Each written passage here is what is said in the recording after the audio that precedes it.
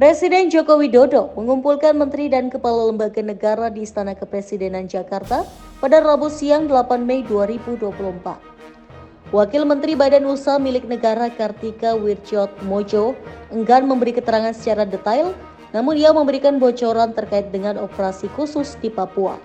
Soalnya masalah mengenai anggaran untuk operasi khusus di Papua, jadi itu yang Pak Menhan aja sama Pak Kasum. Tadi ada siapa saja Pak?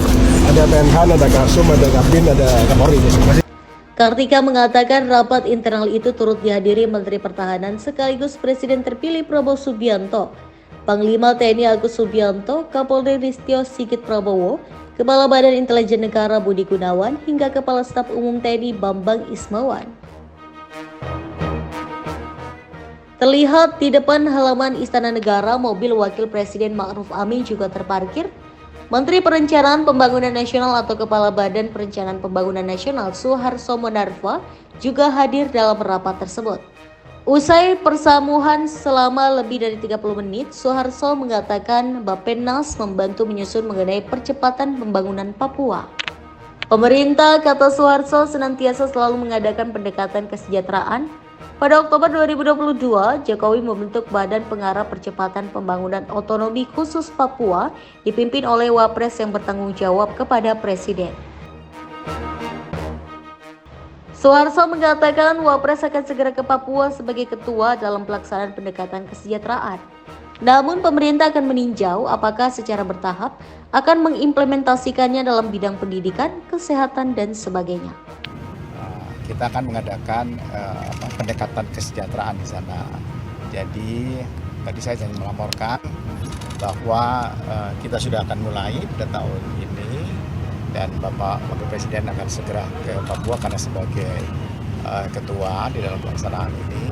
Kemudian memang kan secara bertahap kita lakukan dari semua pendekatan kesejahteraan ini, termasuk untuk pendidikan, kesehatan, dan sebagainya yang anggarannya itu semua sudah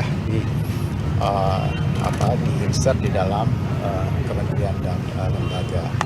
Nah, tadi itu ingin dipastikan seperti itu.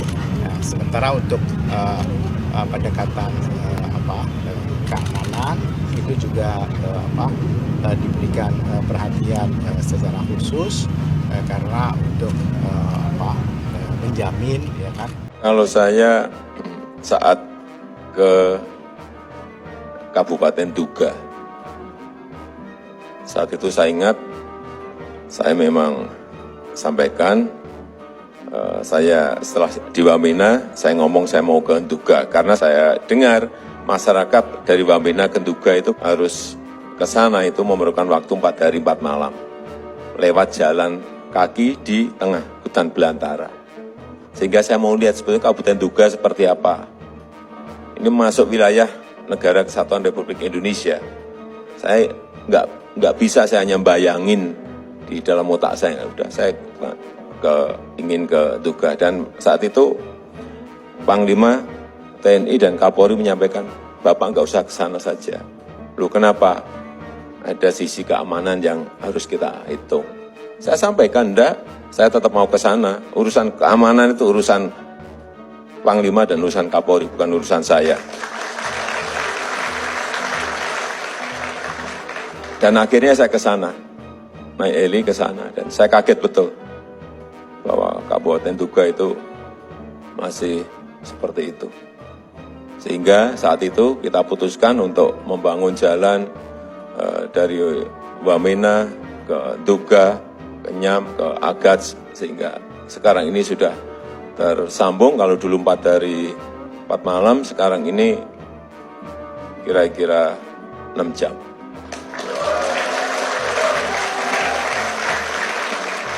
Meskipun semuanya belum diaspal, ya jangan membayangkan mengaspal kayak di Jawa.